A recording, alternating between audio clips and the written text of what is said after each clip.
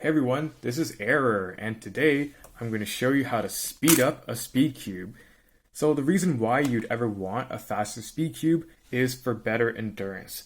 If your cube takes a lot less effort to turn, then you can do a lot more solves for longer without your hands feeling tired. And another reason why you'd want to speed up your cube is because cubes get slower over time as the lube wears out. So knowing how to speed a cube back up is an important skill so you don't have to keep on buying new cubes whenever your old one slows down. This section is about lubing your cube to be as fast as possible. This is the best way to increase the speed of a cube because you don't need to compromise any of the performance to reach higher speed. Before we start adding any lube, you want to make sure that you start off with a clean cube. So you take apart the pieces and then wipe them down with a paper towel or a cloth. And then once you reassemble it, once it's 90% clean, then you're ready to add some lube. Now it's time for our first coat of lube. So I recommend using any kind of light or fast silicone-based lube.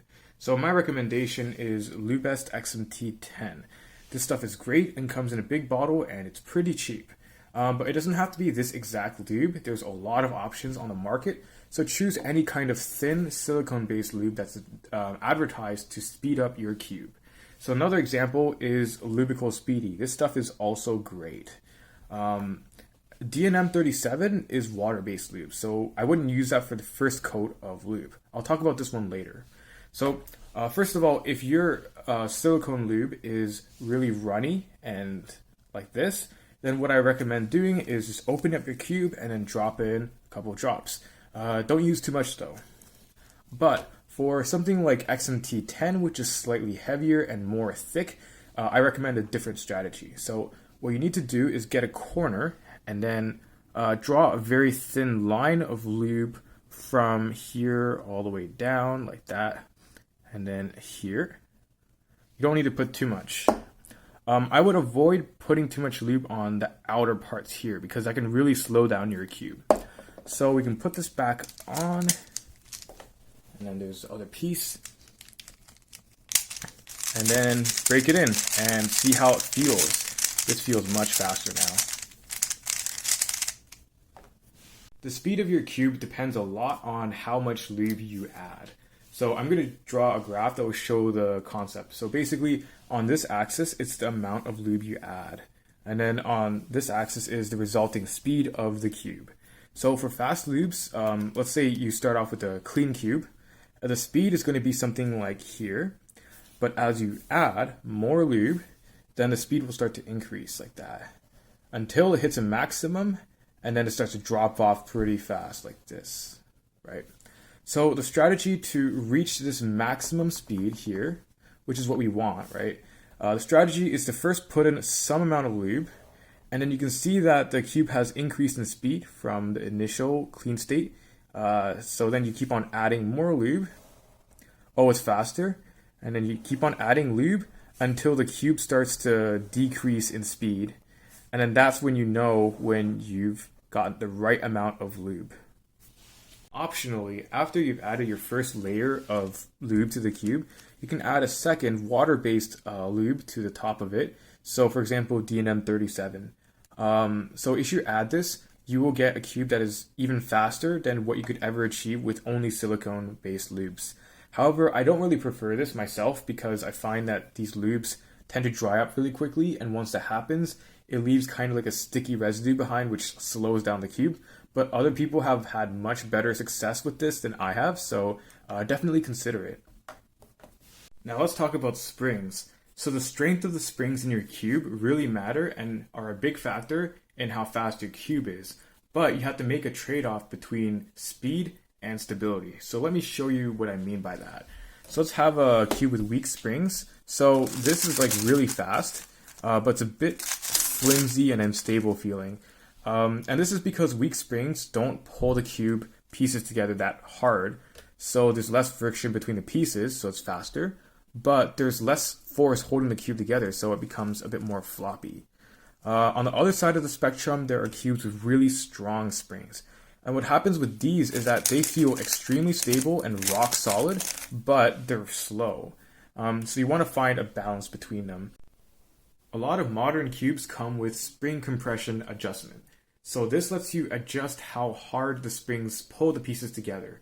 So on the Tornado V2 and V3 cubes, you want to look at the outer numbers and then turn this piece clockwise.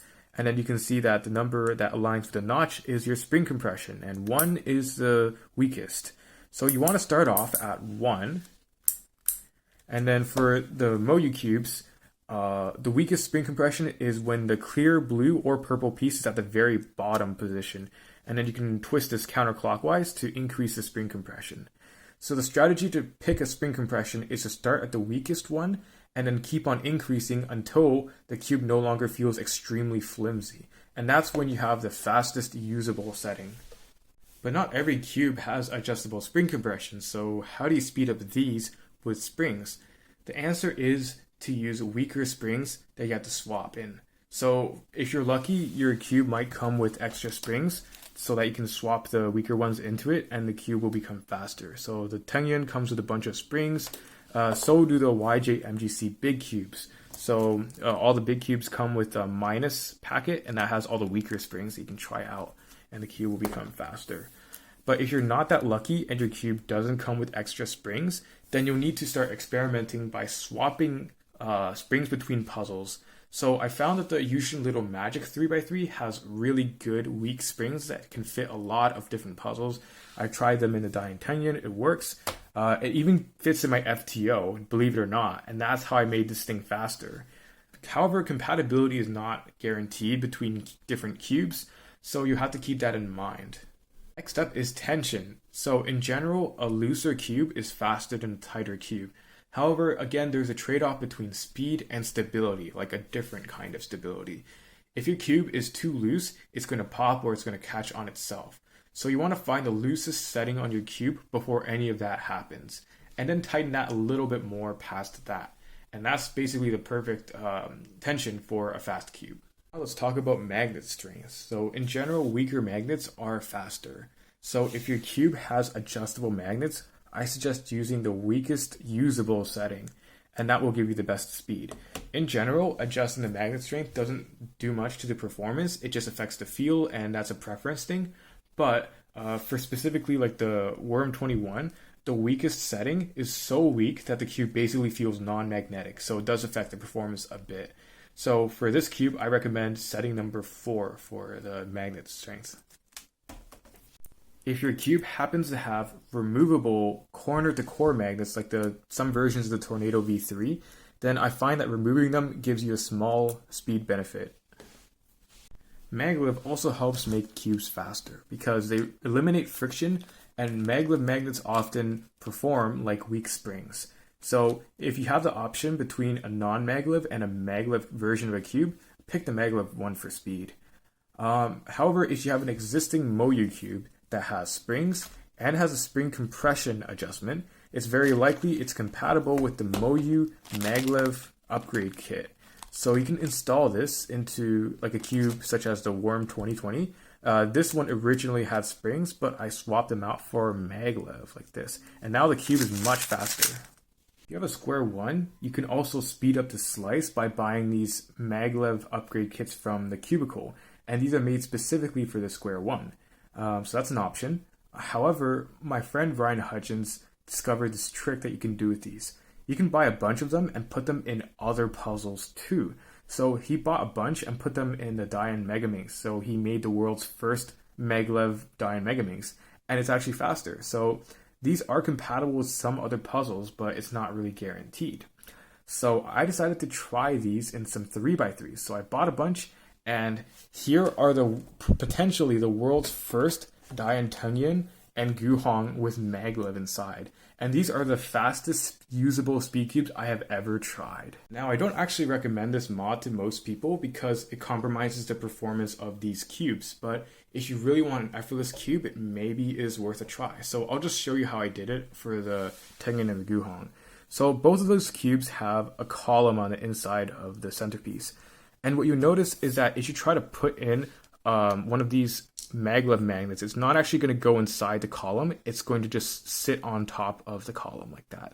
So it doesn't fit the same way as the old screw did, So it means that whenever you put all of this together, so you have the screw and then the two opposing magnets, when you put them in like this, you can't screw the screw in as deeply as before. So just keep that in mind. It's not a perfect fit, but it works, at least for these two cubes. The Guhong especially is super fast.